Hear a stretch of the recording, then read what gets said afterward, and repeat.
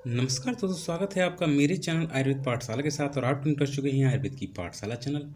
तो जैसा कि हमने आज लिया है, तो ये जो टॉपिक है प्राण व स्रोतस। तो हालांकि हो सकता है आपने इससे पहले इसको पढ़ा हो, प्राण व स्रोतस को, लेकिन फिर भी मैं इसके बारे में थोड़ा बता दूं। ये हमने टॉपिक इसलिए लिया है, जैसे जैसे अगर ये जो स्रोतस है ना, ये हम रोग निदान फर्स्ट फर्स्ट पार्ट में पढ़ रहे हैं, फर्स्ट पेपर में। तो इससे फ़ायदा क्या रहेगा, जैसे अगर यहाँ पढ़ लेते हैं, उसके बाद अगर सेकंड में इसकी व्याधियाँ देखते हैं तो काफ़ी हद तक हमको फ़ायदा होगा। तो इसी क्रम में मैं लेके आया हूँ। तो देखते हैं इसके अंदर क्या क्या है। अब देखिए इसी में तो प्राणव स्रोतस है। तो प्राणव स्रोतस का चलिए अब हम लोग देख लेते हैं मूल। तो प्राणव स्रोतस का मूल देखने के लिए हम लोग क्या इसमें देखिए, पहला चीज़ दे रखी है प्राणव स्रोतस मूल। तो प्राणव स्रोतस मूल क्या है, तो अब देखते हैं। प्राणवहानाम स्रोतसाम हृदयम मूलम माँ स्रोतस्य। तो इसका मतलब क्या है, प्राण व स्रोतस का मूल हृदय और क्या है, महास्रोतस हैं। क्या क्या है, हृदय और महास्रोतस हैं। ठीक है, प्राण व स्रोतस के कौन कौन से मूल हो गए, हृदय और महास्रोतस। अगर आपको पता है तो अच्छी बात है। अब इसके आगे आप और भी चीज़ों को समझ पाएंगे। अब देखिए जो आगे दे रखा है, अब प्राण तत्र प्राण वही द्वय, तत्र प्राण वही द्वय तर्यो मूलम हृदयम रसवाहिन्यस्य धमन्या। अब देखिए तत्र प्राण वही द्वय, ये जो प्राण वह है ये कितने हैं, दो, द्वय।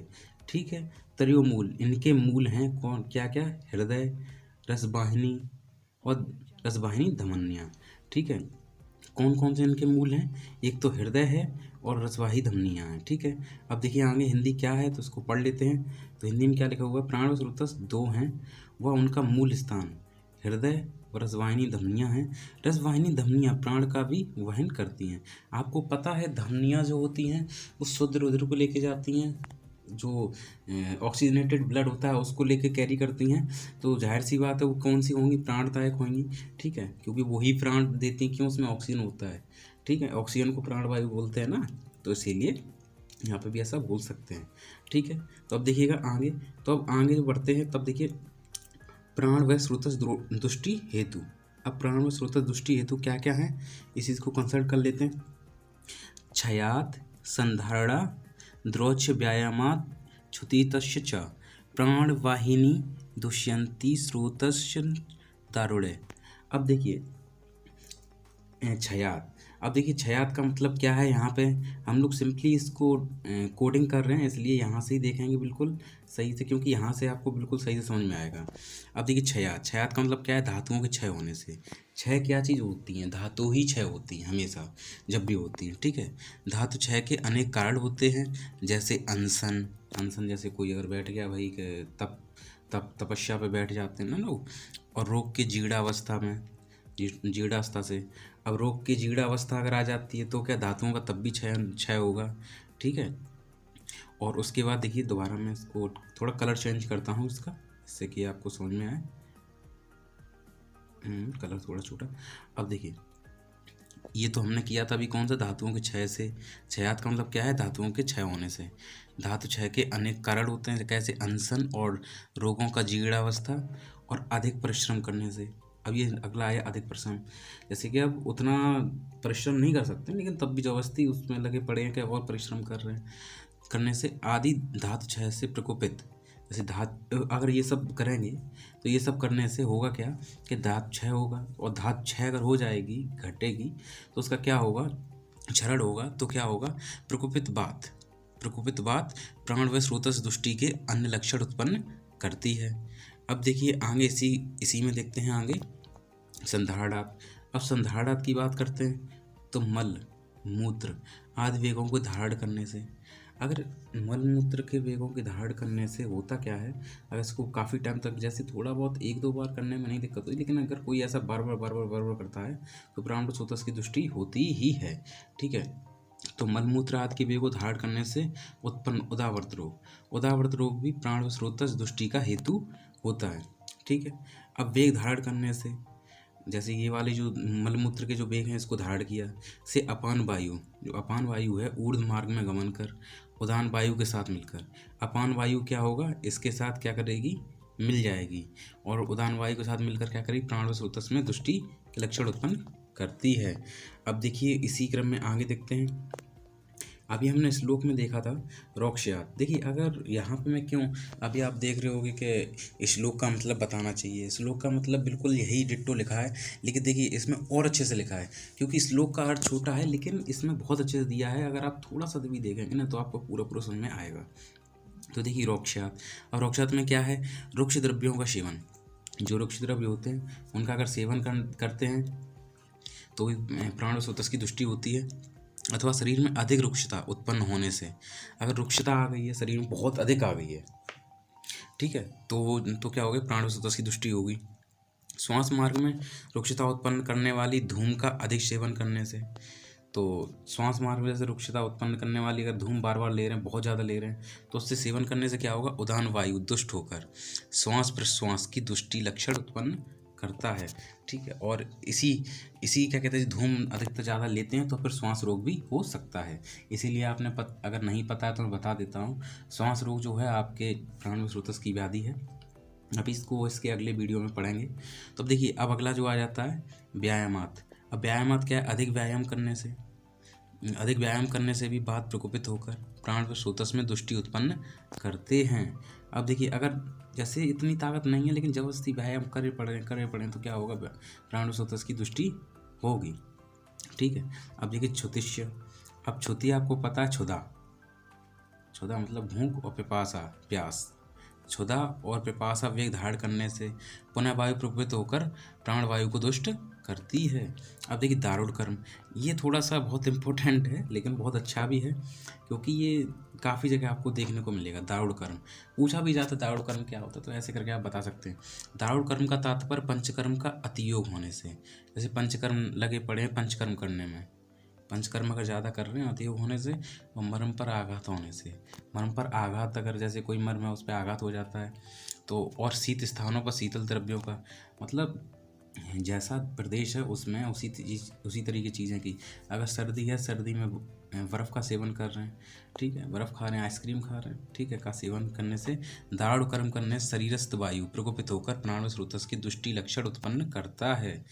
अब देखिए ये तो यहाँ तक एक बात रही, ठीक है। अब देखिए इसी में प्राण व स्रोत दुष्टि लक्षण भी देखते हैं। जैसे प्राण व स्रोतस अगर दुष्ट हो गया तो कुछ लक्षण भी तो होंगे जो ऐसे दिखाई पड़ेंगे। तो देखिए उसी में ये चीज़ दी हुई है, तो अब देखिए इसमें ही आगे बढ़ते हैं।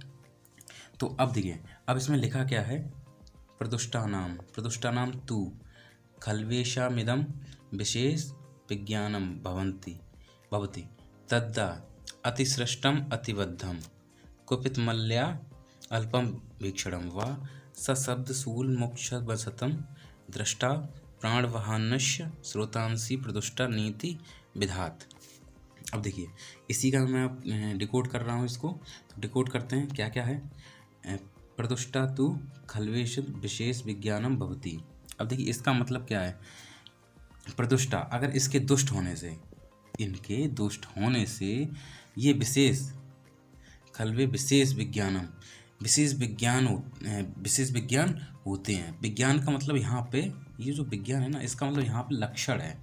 क्या है, लक्षण है। जैसे अगर इसके अगर ये दुष्ट हो जाती है तो फिर क्या होता है, प्राणो स्रोत अगर दुष्ट हो जाता है तो फिर अगर स्रोतुष्टि हो जाती है तो फिर क्या होता है, ये विशेष विज्ञान होते हैं। अब बात करते हैं आगे।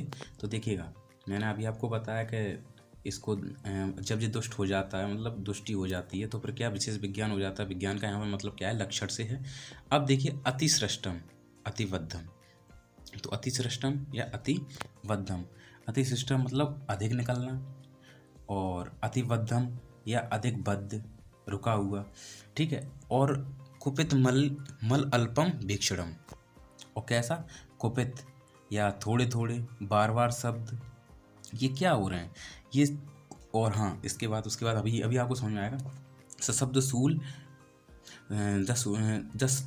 शूलम उच्छ्वसंतम, तो और क्या होगा कि सूल के साथ सांस लेते हुए दृष्टा प्राणवहानस्य स्रोतांसी प्रदुष्टा नीति विधात, तो लेते हुए मनुष्य को देखकर इस मनुष्य के प्राण व स्रोतस दुष्ट हो गए, ऐसा समझना चाहिए, ठीक है। अब देखिए, जैसे देखिए अब इसमें दिया भी है अधिक लंबा श्वसन, अधिक लंबा श्वसन।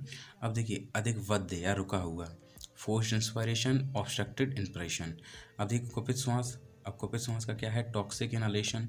अब देखिए आगे थोड़ा थोड़ा परंतु बार बार श्वास लेना, इंटरप्टेड रेस्पिरेशन। अगला क्या है, शब्द युक्त और उर्सूल युक्त श्वास लेना, associated with chest pain, inspiration. अब जो अगला है, अगला क्या है, प्राण व स्रोतस विद्धि लक्षण। अब देखते हैं प्राण व स्रोतस विद्धि लक्षण। अब प्राण व स्रोतस जब हो गया या विद्ध हो गया तो उसके क्या लक्षण होंगे, ठीक है, तो उसमें भी तो लक्षण उत्पन्न होंगे, तो उसको भी देख लेते हैं। तत्र विदस्या आक्रोश अनविनहन मोहन भ्रमण वेपनानी मरणम बाभवती, ठीक है, सुश्रुत सारी स्थान 9वां चैप्टर 12वां श्लोक, ठीक है। अब देखिए इसमें क्या है, सिंपली हिंदी पढ़ते हैं। प्राण व स्रोतस के मूल हृदय, ये बहुत विद्ध वाले कम जगह पे आते हैं, परेशान होने की कोई आवश्यकता नहीं है। प्राण व स्रोतस के मूल हृदय और रसवाहिनी धमनियों में शस्त्र द्वारा भेद होने से निम्न लक्षण उत्पन्न होते हैं, जैसे आक्रोश, स्ट्रेस ऑफ ऑब्स्ट्रक्टेड एक्सप्रेशन, ठीक है, शरीर का झुकना, बेंडिंग ऑफ द बॉडी, मूर्छा, डिसोरिएंटेशन, चक्कर आना, वर्टिगो, कंपन होना, ट्रिमर और मृत्यु, डेथ। अब प्राण व स्रोतस के मूल हृदय और रसवाहिनी धमनियों में शस्त्र द्वारा अगर कभी जैसे शस्त्र के द्वारा कोई अगर आघात थोड़ा बहुत हो जाता है या बेधन हो जाता है तो क्या होता है, प्राण व स्रोतस विद्ध हो जाता है। उसके बाद क्या होता है, ये सब जो लक्षण हैं ये दिखाई पड़ते हैं। तो यही एक आज का वीडियो था, क्योंकि इसके अगला वीडियो जो है वो सेकंड का बनेगा, क्योंकि यहाँ से पूरी तरह आपको संतुष्टि मिले इसीलिए मैंने इसको बनाया। इसके बाद अब सेकंड स्टार्ट करेंगे तो उसमें पूरी डिसीज़ के बारे में पढ़ेंगे। तो आई होप वीडियो आपको अच्छा लगा होगा। वीडियो अच्छा लगा प्लीज़ लाइक करिए, कमेंट करिए, दोस्तों शेयर करिएगा, आयुर्वेद ग्रुप्स में शेयर करिएगा। आप यार लाइक नहीं करते यार, प्लीज़ एक लाइक कर दीजिए करिए, थोड़ा सा अच्छा लगता है। क्योंकि देखिए आपको मैं बताऊँ, मैं खुद अकेले होकर इतनी मेहनत करता हूँ, तो यार एक लाइक कर देंगे, थोड़ा क्या आपका चला है, कुछ नहीं, लेकिन बस ये है थोड़ा अच्छा लगता है, ठीक है। और डिसलाइक करना है डिसलाइक कर सकते हो, वही कुछ भी कर सकते हो, आप मेरी फैमिली हो, तो ठीक है। यही एक टॉपिक था आज का। तो आई होप आपको वीडियो अच्छा लगा होगा, ठीक है। और अगर मेरे चैनल पर नए हैं तो चैनल को सब्सक्राइब करके बेल आइकन दबाने वाले ऑल नोटिफिकेशन क्लिक कर लीजिएगा, ठीक है। मिलता हूँ इसके नए और एक नए चैप्टर में, तब तक के लिए नमस्कार।